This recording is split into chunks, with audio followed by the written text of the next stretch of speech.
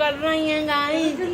Hello guys, welcome to my blog. I hope आप सब लोग बहुत अच्छे होंगे और सोच रहे होंगे मैं ये हेलमेट क्यों लगाया हूँ। अरे भाई, अपनी फर्स्ट हवाई यात्रा पे जा रही हूँ और कहीं गिर विर गई तो विराट बाबू ने कह दिया हेलमेट लगा के जाना बुआ। अच्छा, हेलमेट नहीं लगाने देते हैं, बट चलो ट्राई तो करेंगे ना हेलमेट लगा के उड़ान। और कहाँ जा रहे हैं? अरे सब बताएंगे, आ जाओ।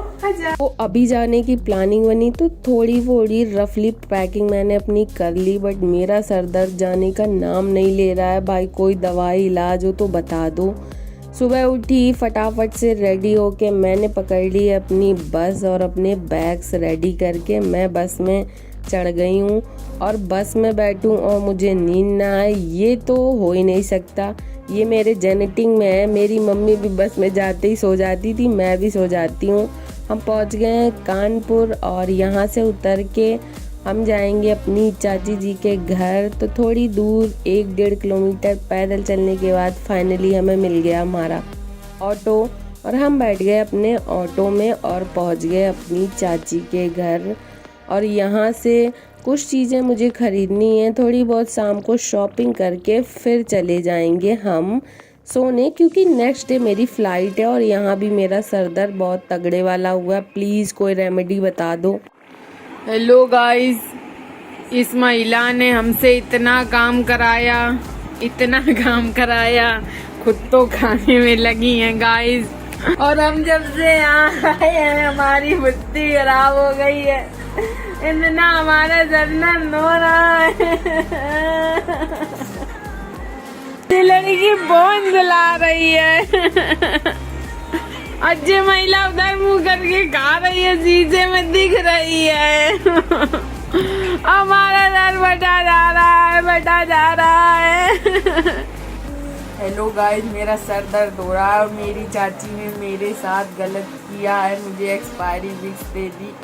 अब मुझे विक्स तो लगानी पड़ेगी, तो मैं विक्स लगा रही हूँ। अगर मुझे कुछ हो जाए, इसके पीछे इस महिला का दोष है, आप इससे निपट लेना। Guys bye, good night guys, मिलते हैं सुबह। सुबह मेरी यात्रा अगर मैं जिंदा रही तो शुरू होगी। बाय। Good morning everyone. तो मैं हो चुकी हूँ सुबह से फटाफट से रेडी अपने एयरपोर्ट जाने के लिए। और ये है मेरा एयरपोर्ट लुक। और मैंने बनाया था सुबह सुबह पोहा और चाय पी। ये रहा मेरा लुक। और मैंने अपने बाल छोटे नहीं कराए हैं, बस इसको ऐसे सेट कर लिया है ताकि ये छोटे लगे। और इनको बहुत लोगों को मैंने बुद्धू बनाया है इस तरीके से। एयरपोर्ट के लिए मैंने पैक कर ली है मैगी। अगर मुझे भूख लगी तो मैं मैगी खा लूँगी। और मैंने अपने लगेज वगैरह सब रेडी कर लिए और हम और चाचा निकल पड़े। बट धूप तेज़ हो गई थी बहुत ज़्यादा, तो मैंने ले ली है एक चुन्नी और गॉगल्स। इसके बाद हम लोग निकल पड़े एयरपोर्ट के लिए और 40 मिनट में हम लोग एयरपोर्ट पहुंच भी गए थे। एयरपोर्ट पहुंचते ही थोड़ा सा मौसम ठंडा हो गया था, बट फिर से धूप निकल आई। जैसे एयरपोर्ट में एंट्री की, चाचा ने गाड़ी खड़ी की और हम लोग अंदर गए। चाचा को इतनी जल्दी थी कि लिटरली मुझे 5 मिनट भी बैठने नहीं दिया, बोले जल्दी जाओ अंदर, जल्दी जाओ अंदर। और अंदर जाके भी मुझे बैठना ही पड़ा और वो बैग लेके खुद ही आगे चल दिए। फिर मैंने अपनी चेकिंग कराई और मैं अंदर बैठी रही, क्योंकि आज मुंबई वाली फ़्लाइट लेट थी, उसकी वजह से मुझे काफ़ी वेट करना पड़ा। चाचा भी बाहर बैठे रहे थे, बोल रहे थे तुम्हारी सारी चेकिंग हो जाए फिर मैं जाऊंगा।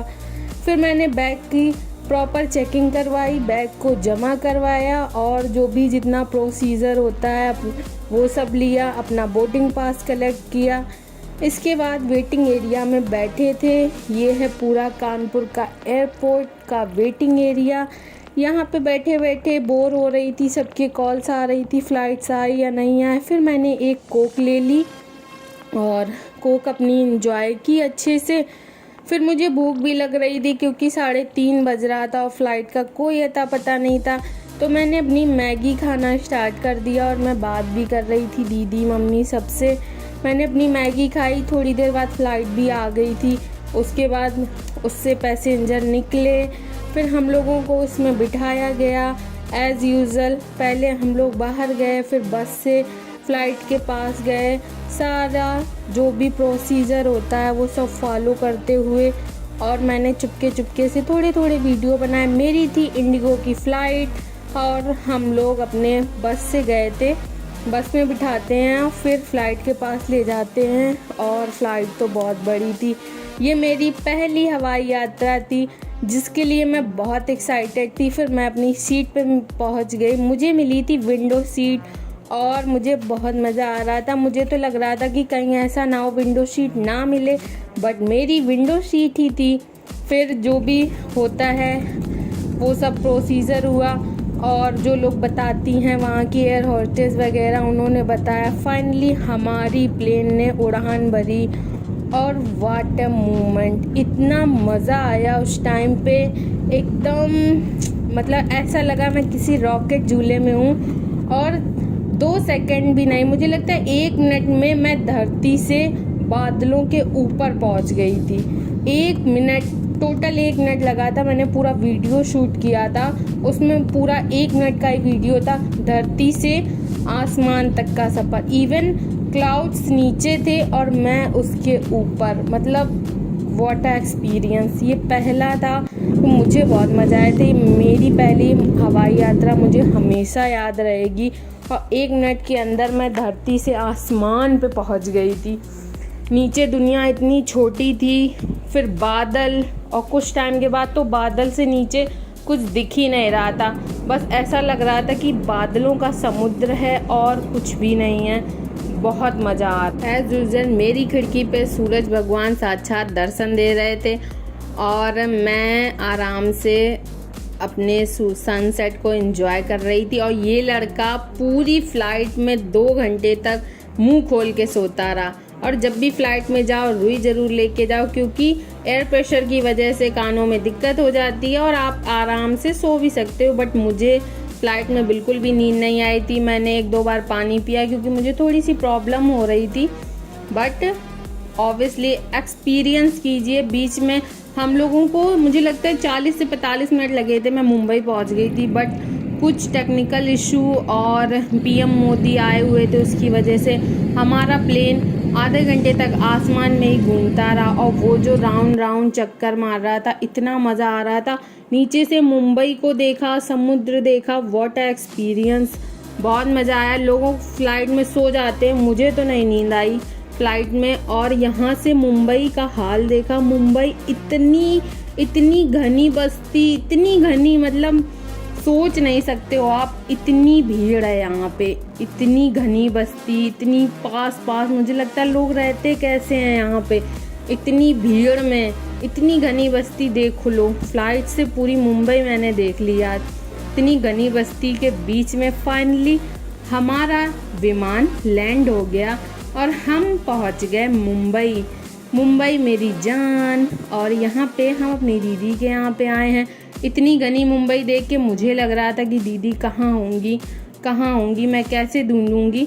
दीदी रहती हैं ठाणे साइड, और मुझे जिया जी लेने आ रहे थे, तो उनका फ़ोन भी आ गया था। जैसे ही मैं लैंड हुई मैंने उनको कॉल किया, उन्होंने कहा मैं बाहर खड़ा हूँ, आ जाओ तुम अपने लगेज वगैरह सब कुछ लेके।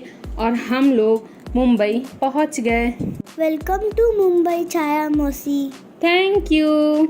फ़्लाइट प्रॉपर खड़ी हुई, सब अपने अपने लगेज जो कि यहाँ पे लेके आए थे वो ले के चल पड़े। मैं भी अपना बैग लेके आई थी, और फिर फ़्लाइट से बाहर आए। एज़ यूजुअल हम लोग बस में बैठे वहाँ से, और वहाँ से जो हम लोगों का गेट था वो काफ़ी दूर था, तो हम लोगों को बस से जाना पड़ा।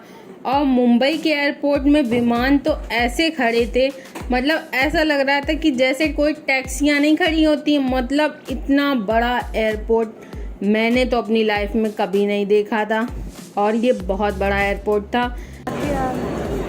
मुंबई 14 नंबर पे हमारे लगेज मिलने थे, और हमने वहाँ से लगेज कलेक्ट किए। ये मेरी पहली हवाई यात्रा थी, वो भी अकेले। लिटरली मुझे लगता है कि अकेले ट्रैवल करना थोड़ा सा रिस्की होता है, बट आपको एक्सपीरियंस बहुत मिलते हैं लाइफ के। आप अकेले ट्रैवल करते हो, एक्सपीरियंस लेते हो, बहुत सारी चीज़ें सीखते हो, और कुछ चीज़ों का प्रॉब्लम भी होता है, बट सब कुछ हो जाता है। बाहर निकली, फिर जिया जी ने जैसे जहाँ बताया था वहाँ पे वो मुझे मिल गए और फाइनली हम लोग पहले बाहर आए। मैं बीच में कुछ भूल भी गई थी। फिर मैंने एक लोगों से पूछा, उन्होंने मुझे बहुत स्वीटली बताया कि आप ऐसे ऐसे जा सकते हो। फिर मैं वहाँ पहुँची डिपार्चर की तरफ। वहाँ पे सेकंड गेट पे मुझे जिया जी मिल गए थे और ये वही एयरपोर्ट है जिसमें सेलिब्रिटी दिखते हैं। आज ये एयरपोर्ट लाइव देखा तो मैंने कहा ओ यहीं से उनके वीडियोस वायरल होते हैं। ये एयरपोर्ट वाकई में बहुत बड़ा है, बहुत भीड़ वाला है। और मिल गए हमारे क्यूट क्यूट जिया जी जो कि सेव वेव करा के आए हैं अपनी साली जी को लेने, और मेरे लिए लेके आए थे मुंबई का वड़ा पाव और बादाम शेक जो कि बहुत टेस्टी था। मुझे भूख भी लगी थी तो मैंने फटाफट से खा लिया क्योंकि रास्ता बहुत लंबा है, मुंबई में बहुत जाम होता है और जिया जी आज लग रहे हैं हॉट हॉट। फिर हम लोगों ने जाम के बीच में ली मूंगफली। यहाँ पे तो मूंगफली छील के देते हैं बाकायदा छिक्का लगा के, और हम लोगों ने खाई मूंगफली। फिर हम लोग पहुँच गए एक शॉप पे। वहाँ पे जिया जी को कुछ सामान लेना था। उन्होंने मुझसे बार बार कह रहे थे कुछ खाओगी कुछ खाओगी, तो मैंने कहा दही पूरी खाएंगे जो कि बहुत टेस्टी थी, और मैंने दही पूरी खाई और उससे ही मेरा इतना पेट फुल हो गया था कि मैंने उसके अलावा कुछ नहीं खाया। दही पूरी खाने के बाद हम लोग यहाँ से निकल पड़े। लोधा हमारा में दीदी रहती हैं, वहाँ पे पहुँचे। और जैसे ही वहाँ पे पहुँचे जिया जी कहते तुम छोटे छोटे बैग्स ले लो, मैं बड़े बड़े ले लेते। तो मैंने कहा लाओ मुझे बड़े पकड़ने होंगे, बट उनका मतलब था छोटे छोटे बैग्स का ये, और बड़े बड़े यानी जिसमें सामान था छोटा मोटा वो मुझे पकड़ा दिया। और वो आबी के लिए मेरे कुली बन गए हैं, उन्होंने मेरे बारी बारी बैग्स उठा लिए। और फिर हम लोग घर पहुँचे और घंटी बजाई। दीदी पता नहीं क्या कर रही थी कि उन्होंने 5-6 मिनट बाद गेट खोला है और फिर हम लोग अंदर गए। फाइनली मैं आ गई हूँ मुंबई और छवि रानी यहाँ पे है ही नहीं। इनको इतना गरबा का जोश चढ़ा है। जिया जी नीचे गाड़ी पार्किंग में लगाने गए और मैडम गरबा करने गई हैं। मुझे दीदी की हमें ना दिखाए मम्मी पता। Finally we are in Mumbai. मुझे दीदी के घर में आ चुके हैं मुंबई हम लोग। हमारे स्वागत के लिए आई थी काजू कतली और रसमलाई। मैं रसमलाई खाती नहीं हूँ बट ज़बरदस्ती दीदी ने ट्राई करवाई, बट एज़ यूजुअल मैंने एक बाइट खाई और मैंने लाइफ में पहली बार रसमलाई का पहला बाइट लिया था, बट मुझे नहीं पसंद है। और फिर मैंने ढोकला भी खाया था। जिया जी भी आ गए थे। मिलते हैं नेक्स्ट ब्लॉग में, बताएंगे।